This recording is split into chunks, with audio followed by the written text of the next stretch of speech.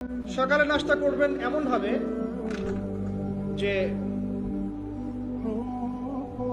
এখনকার ডক্টররাও বলেন এই কথাটা, সকালবেলা একটু বেশি খেতে হয়, সকালবেলা একটু বেশি হেভি ফুড নিতে হয়, দুপুরে তার চেয়ে একটু কম, রাতে আরো কম।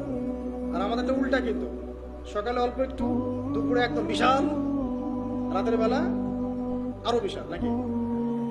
তো নিয়মটা হচ্ছে এই যে সকালে খেতে হয় বেশি, সারাদিন আপনাকে কাজ করতে হবে, সকালে আপনাকে বেশি হাইজেনিক ভালো ফুড খেতে হবে, দুপুরে তার চেয়ে একটু কম, আর রাতে তার চেয়ে কম। এভাবে খেতে পারলে প্রফিটিক খাওয়া হবে ইনশাল্লাহ। আর খাবার আমাদের সুন্নাহ মতো খাওয়ার দরকার নেই, নবী সাল্লাল্লাহু আলাইহি ওয়াসাল্লামের সুন্নাহ মতো খায়। আমাদের সুন্নাহটা কেমন? আমরা 7 পেট খাই। কয় পেট?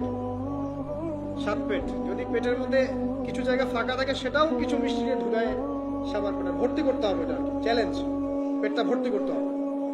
আর নবী সাল্লাল্লাহু আলাইহি ওয়াসাল্লাম খেতেন এভাবে যে পেটটাকে 3 ভাগ করতেন, 1 ভাগ খাবার খেতেন, 1 ভাগ তিনি পানীয় পান করতেন, আর 1 ভাগটা ফাঁকা রাখতেন। আপনি এভাবে খাওয়া শুরু করেন, দেখবেন আপনি ফিজিক্যালি ফিট ফিল করছেন এবং আপনি ক্লান্ত হচ্ছেন কম, অলসতা কম আসছে কাজে, আপনি এনথুজিয়াজম পাবেন ইনশাআল্লাহ। তো খাবারের ব্যাপারটা সতর্ক থাকে। আর এই যুগে খাবারের মধ্যে প্রচুর ভেজাল আছে, চেষ্টা করতে হবে ম্যানুফ্যাকচার্ড খাবারগুলো বাদ দিয়ে হোমমেড যে ফুডগুলো আছে, হোমমেড ফুড মানে বাসায় যেগুলো আমরা তৈরি করি, ফ্রেশ হাইজেনিক ফুডগুলো খাওয়ার চেষ্টা করতে হবে। স্পেশালি বাচ্চাদের ব্যাপারে সতর্ক থাকতে হবে।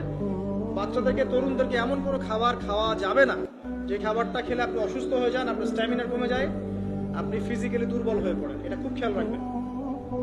খাবার, এই যে আপনারা যে গ্রামাঞ্চলে থাকেন, আপনারা সৌভাগ্যবান একদিক থেকে যে আপনারা ফ্রেশ খাবার উৎপন্ন করে খেতে পারেন। শেষ জামানায় খাবারের মধ্যে খুব ভেজাল আসবে, এটা বিভিন্ন হাদিস দিয়ে মেলানো যায়, আমি ওদিকে যাচ্ছি না। কনক্লুশন বললাম, শেষ জামানায় খাবারে প্রচুর ভেজাল আসবে। তো এই ভেজালগুলো থেকে দূরে থাকতে হলে আমাদেরকে হাইজেনিক ফুডের দিকে ফোকাস করতে হবে এবং প্রোডাক্ট খাবার উৎপন্ন করে খেতে পারলে খুব বেশি ভালো হয়, না পারলে রুট লেভেল থেকে খাবার নিয়ে আসতে হবে। আর অ্যাটলিস্ট ম্যানুফ্যাকচার যে খাবারগুলো বাজারে ঘোরাফেরা করে এগুলো অ্যাভয়েড করতে হবে।